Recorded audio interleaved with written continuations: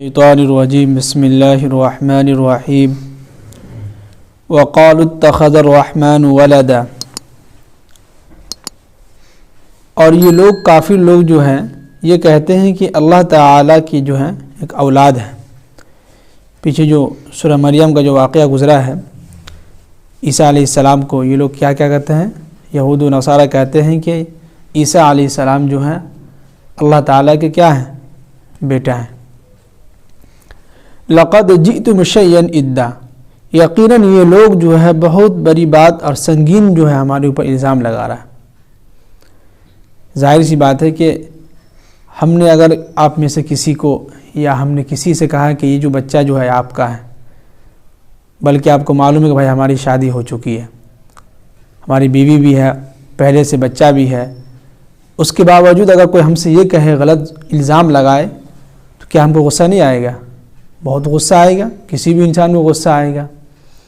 تو آگے قرآن اس غصے کا اظہار کر رہے ہیں کہ تکاد السماوات یتفطرن، کہ یہ لوگ اس طرح کی سنگین جو الزام ہمارے اوپر لگا رہے ہیں تو کہیں ایسا نہ ہو کہ آسمان ان کے اوپر پھٹ کے گر پڑے جی، اور وتنشق الارض، اور زمین جو ہے پھٹ جائے، وتخر الجبال ہدا، اور پہاڑ جو ہے ان کے بدن پہ، ان کے جسم پر جو گر پڑے۔ کتنا غصہ کا اظہار کر رہا ہے اللہ تعالیٰ۔ اب ظاہر سی بات ہے کہ اگر آپ غلط الزام کسی کے اوپر لگائیں گے، وہ بھی یعنی سمجھیے کہ زنا کا ہوگی معاملہ، کہ ظاہر سی بات ہے کہ انسان جو ہے شادی شدہ ہے، پہلے سے اس کے پاس اولاد ہے، اگر شادی شدہ نہیں بھی ہے، اچھے خاندان سے ہے، اعلیٰ نسب سے ہے، پاک انسان ہے، متقی پرہیزگار ہے، اب اگر اس کے اوپر کوئی انسان یہ کہے کہ تم جو ہے کل رات غلط کام کی تو مجھ سے یہ بچہ ہو گیا، تو انسان کو کتنا غصہ آئے گا، فوراً اس کے منہ پہ ایک تھپڑ لگا دے گا۔ تو قرآن میں اللہ تعالیٰ کو کتنا غصہ آیا، کہہ رہے ہیں کہ تکاد السماوات یتفطرن، کہ یہ لوگ اس طرح کے الزامات لگا رہے ہیں ہمارے اوپر، اس طرح کے سنگین الزام ہمارے اوپر لگا رہے ہیں، اتنی بڑی بات کہہ رہے ہیں کہ ایسا نہ ہو کہ آسمان ان کے اوپر کیا کرے، گر نہ جائے، اور وتنشق الارض، اور زمین جو ہے نیچے سے کیا ہو، پھٹ پڑے، اور اس کے اوپر کیا ہوا، تخر الجبال ہدا، اور پہاڑ جو ہے ان کے اوپر جو ہے گر پڑے۔ ان دعوا للرحمن ولدا، کہ یہ لوگ جو ہے اللہ تعالیٰ کی اولاد ہونے کی کیا کر رہے ہیں، دعویٰ کر رہے ہیں۔ دعویٰ مطلب یعنی کہ دعویٰ کر رہے ہیں کہ ہم جو کہہ رہے ہیں وہ سچ ہے، کہ ہاں یقیناً جو ہے عیسیٰ علیہ السلام کن کے بیٹے ہیں، اللہ تعالیٰ کے۔ تو یہ لوگ کیا کر رہے ہیں کہ اللہ تعالیٰ کی اولاد ہونے کے کیا کر رہے ہیں، دعویٰ کر رہے ہیں۔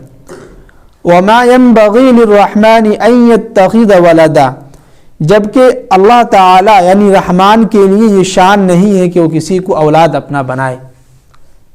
اب ظاہر سی بات ہے کہ جس نے اس دنیا کی کائنات یعنی پوری دنیا کو بنایا، بنانے کے بعد جو ہے 18,000 مخلوق بنائے، ان ساری چیزوں کے بنانے کے باوجود قرآن جو ہے صاف 30ویں پارے میں قل هو اللہ احد، کہ اللہ الصمد لم یلد ولم یولد ولم یکن لہ کفوا احد، صاف اظہار کر رہے ہیں کہ اے نبی صلی اللہ علیہ وسلم آپ لوگوں سے کہہ دیجئے کہ اللہ تعالیٰ جو بالکل اکیلا ہے اور وہ ہر چیز سے بے نیاز ہے، نہ ان کے کوئی اولاد ہے، نہ ان کی کوئی بیوی ہے، نہ وہ کسی سے پیدا ہوئے، نہ وہ کسی کو جو ہے پیدا کر، نہ ان کے کوئی اولاد ہیں، صاف قرآن نے بیان کر دیا۔ پھر بھی یہ لوگ کیا کر رہے ہیں، دعویٰ ہونے کی دلیل کر رہے ہیں کہ ہم مانتے ہیں، ہم دعویٰ کر رہے ہیں کہ عیسیٰ علیہ السلام کن کے بیٹا ہیں، اللہ کے بیٹے، نعوذ باللہ۔ تو اللہ کے لیے یہ شان نہیں ہے کہ کیا کرے، کسی کو جو اولاد بنا لے۔ یعنی اسی طرح اس کو سمجھیے ایک عجیب انداز سے کہ ان لوگوں کے لیے یہ شان نہیں ہے، کن لوگوں کے لیے، جو لوگ متقی پرہیزگار ہوں۔ جیسے کہ ایک انسان آپ کے محلے کا ہے، بہت متقی پرہیزگار ہے، 5 وقت کی پابندی، نماز کی پابندی کرتا ہے، تہجد گزار ہے، 24 گھنٹہ جو ہے ذکر اللہ میں اور جو ہے دعوت و تبلیغ والا کام کر رہا ہے۔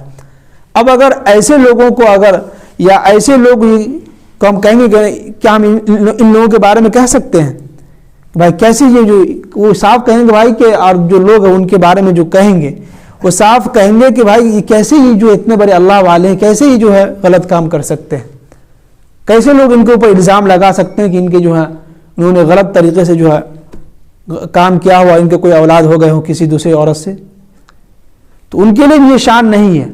اسی طرح اللہ تعالیٰ بھی اپنے بارے میں کہہ رہے ہیں کہ وما ينبغي للرحمن ان يتخذ ولدا، کہ رحمان کے لیے یہ کیسے اس کی شان ہو گئی کہ ان کی شان ہی نہیں ہے کہ وہ کسی کو اولاد بنا لے اپنا. ان کل من فی السماوات والارض الا آتی الرحمن عبدا، کہ زمین اور آسمان میں جتنی بھی ساری چیزیں ہیں ان سب کے سب کیا ہوگا کہ الا آتی الرحمن عبدا، یعنی زمین اور آسمان کے بیچ جو لوگ رہتے ہیں، زمین پہ جو لوگ چل رہے ہیں پھر رہے ہیں جو سانس لے رہے ہیں، یہ لوگ کل قیامت کے دن الا آتی الرحمن عبدا اللہ کے پاس سب کے سب بندہ بن کے حاضر ہوں گے. کیا بن کے حاضر ہوں گے؟ بندہ بن کر، کہ ہم ان کی بندگی کرتے تھے، ہم ان کے بندہ ہیں، لہٰذا ہم بندے کی شکل میں اور بندے کی ہی حیثیت سے ان کے سامنے حاضر ہوں گے. جیسے کہ ایک بیٹا جو اپنے باپ کے سامنے حاضر ہوتا ہے تو ایک بیٹا ہونے کی حیثیت سے وہ حاضر ہوتا ہے کہ نہیں؟ کوئی اور رشتہ تو ہے نہیں، کیونکہ بھائی وہ ہمارے ابو ہم ان کے بیٹے ہیں، اس کی حیثیت سے ہم ان کے سامنے حاضر ہو رہے ہیں. اسی طرح کل قیامت کے دن بھی اس دنیا کے اندر جتنے بھی لوگ ہیں تمام کے تمام لوگ اللہ کے سامنے بندہ بن کے حاضر ہوں گے ان کے سامنے. اور لقد احصاہم، یقیناً ہم نے ان کو جو ہے احاطہ کر رکھا ہے، ان کو گھیر رکھا ہے، کہ وعدہم عدا، اور ہم ان کی گنتی کر رکھے ہیں. کیا مطلب؟ کہ ہم جو ہے کافروں پر دھیان رکھے ہوئے ہیں، ہم سب کچھ سمجھتے ہیں کافر کتنا جو ہے چل رہا ہے، کتنے وہ سانس لے رہا ہے دن بھر کے اندر، کتنا وہ پانی کا استعمال کر رہا ہے، کتنا گھونٹ وہ پانی پی رہا ہے، کتنا وہ کھانا کھا رہا ہے، کہاں کہاں وہ ہماری نعمت کو یوز کر رہا ہے، کہاں کہاں ہماری نعمت کو جو ہے مس یوز کر رہا ہے، سب ہم گنتی کر رہے ہیں، ہم لکھ رہے ہیں. لہٰذا اللہ کے نبی صلی اللہ علیہ وسلم آپ گھبرائیے نہیں، رہنے دیجیے ان کو، آپ ٹینشن مت لیجیے.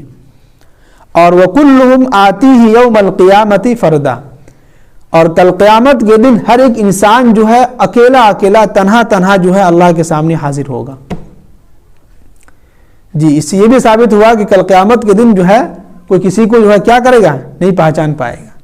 قرآن یہاں پہ کہہ رہا ہے کہ وَكُلُّهُمْ آتِيهِ يَوْمَ الْقِيَامَةِ فَرْدًا، فردا کے معنی آتے ہیں الگ الگ. ہر آدمی اپنے اعمال کے ساتھ الگ الگ طریقے سے الگ الگ انداز میں کیا ہوں گے؟ اللہ کے سامنے حاضر ہوں گے. ہاں ان لوگوں کے لیے ہے کہ ان الذین آمنوا، کہ جو لوگ بے شک جو لوگ ایمان لے آئے ہیں، اور ایمان کے ساتھ ساتھ یہاں پہ پھر جو ہے وہ وعملوا الصالحات کا لفظ استعمال کیا ہے، کہ جو لوگ ایمان لانے کے ساتھ ساتھ کیا کیے ہیں؟ نیک اعمال کرتے رہے ہیں. تو سیجعل لهم الرحمن ودا، تو اللہ تعالی ان لوگوں کے لیے اپنے دلوں کے اندر کیا کریں گے؟ محبت ڈال دیں گے. اب اس کو سمجھیے کیسے، کہ بخاری، ترمذی اور مسلم یہ تینوں حدیث میں ہے کتاب کے اندر کہ حضرت ابو ہریرہ رضی اللہ تعالی عنہ بیان فرماتے ہیں کہ اللہ کے نبی صلی اللہ علیہ وسلم نے ارشاد فرمایا کہ اللہ تعالی جس بندے سے یعنی جس بندے سے محبت کرتا ہے اور وہ بندہ اپنے اللہ سے محبت کرتا ہے تو ہم یعنی کہ اللہ تعالی جبرائیل امین سے کہتے ہیں کہ جبرائیل امین یہ جو فلاں بندہ جو ہے میں اس سے محبت کرتا ہوں، تو لہذا تم کیا کرو؟ تم بھی اس سے محبت کرو. کیا کرو؟ محبت کرو. اب جبرائیل امین جو کیا کرتے ہیں وہ تو خود محبت کرتے ہی ہیں.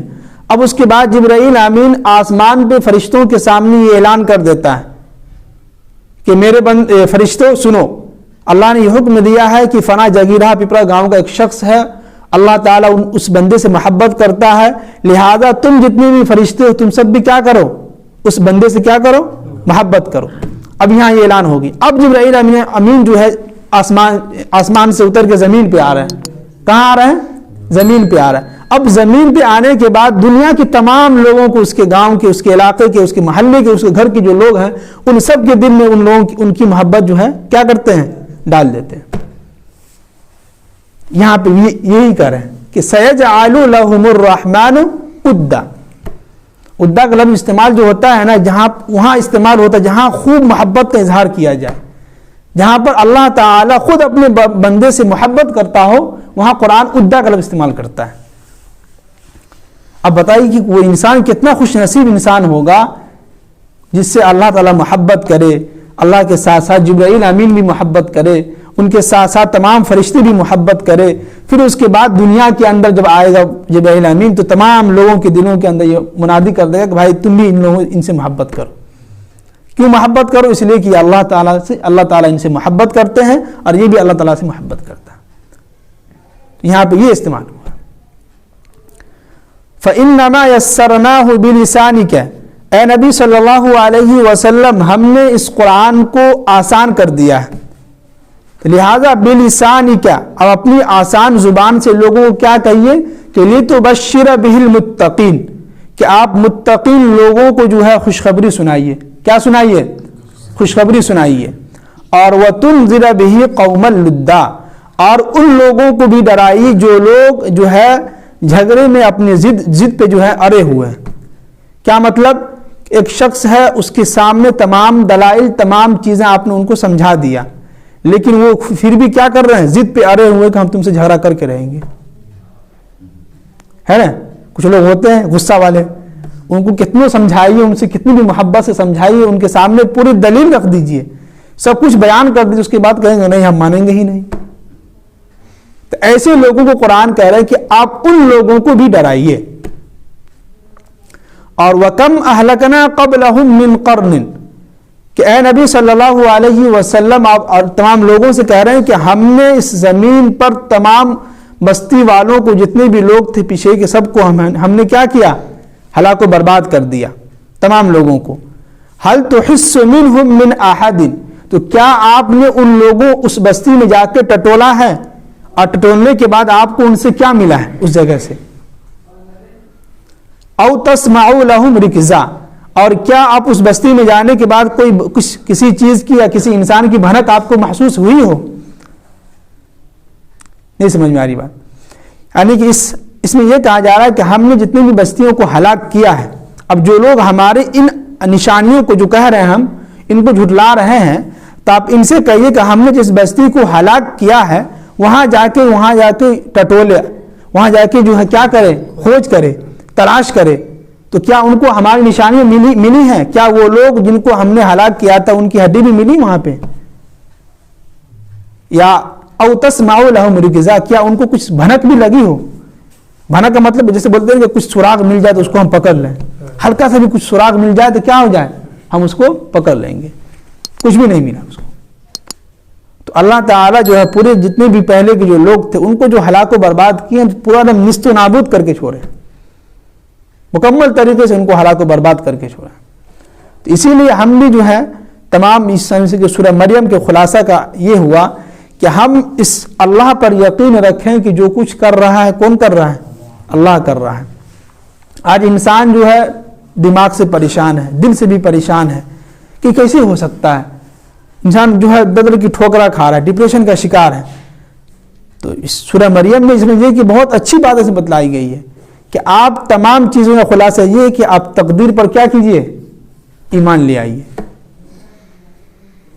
ٹینشن ختم ہو جائے گا، سارا مسئلہ ہی ختم ہو گیا. نہیں اگر تقدیر پہ ایمان نہیں لاتے ہیں اور لوگوں کے جو ہے غلط بیانی سن کے آپ اس پہ محسوس کر رہے ہیں، احساس کر رہے ہیں، آپ جو ہے آپ کے ذہن میں طرح طرح کی جو سوالات پیدا کرے گا شیطان. تو اس سے کیا ہوگا کہ انسان دھیرے دھیرے گمراہ کی طرف کیا کرتا ہے؟ جاتا ہے. ایک یاد رکھیے، کوئی بھی انسان اچانک جو ہے گمراہی کی طرف نہیں جاتا ہے، یا کوئی بھی انسان کہ راتوں رات جو وہ جو کیا سیدھے راستے پہ آ گیا، ایسا کبھی نہیں. وہ دھیرے دھیرے قرآن کو پڑھتا ہے، سمجھتا ہے، اور جو لوگ گمراہی کی طرف جاتا ہے تو دھیرے دھیرے جو ہے ان کے سامنے کچھ بیان کی جائے تو انہیں مانے گا نہیں.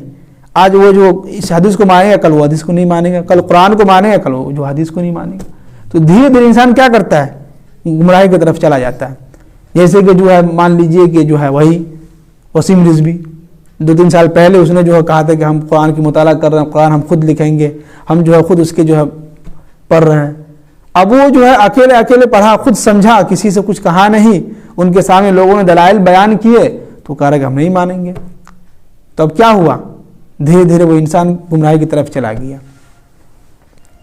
تو اس صورت کا تمام خلاصہ یہ ہوا کہ مختصر میں یوں سمجھیے کہ اللہ تعالیٰ پر ہمیں یقین آ جائے تو سارا مسئلہ ختم ہو جائے گا. کہ بھائی جو اللہ بغیر شوہر کے بھی بچہ پیدا کر سکتا ہے تو ابھی کے دور میں کوئی ایسا ممکن نہیں ہے کہ نہ ہو سکتا ہے ابھی کے دور میں بھی. اس لیے کہ پہلے بھی اللہ وہی تھے، ایسا نہیں ہے کہ پہلے اللہ کوئی اور تھا ابھی جو اللہ بدل گیا ہو، نہیں. صرف شرط یہ ہے کہ ہمیں یقین ہو. اس زمانے کے لوگوں کو بس یقین تھا, انہوں نے مان لیا تو اللہ نے کر کے دکھایا. تو ہمیں بھی اپنے دلوں کے اندر کیا کرنا ہے؟ یقین پیدا کرنا ہے, اللہ پہ ایمان لانا ہے, تقدیر پر ایمان لے آئیے, انشاءاللہ ساری زندگی کا جو جھنجھٹ ہے وہ ختم ہو جائے گا. کل سے انشاءاللہ جو ہے سورہ طٰہٰ جس میں حضرت موسیٰ علیہ السلام کا تذکرہ چلے گا, سو انشاءاللہ کل سے شروع ہو جائے گا. اللہ تعالی ہم سب کو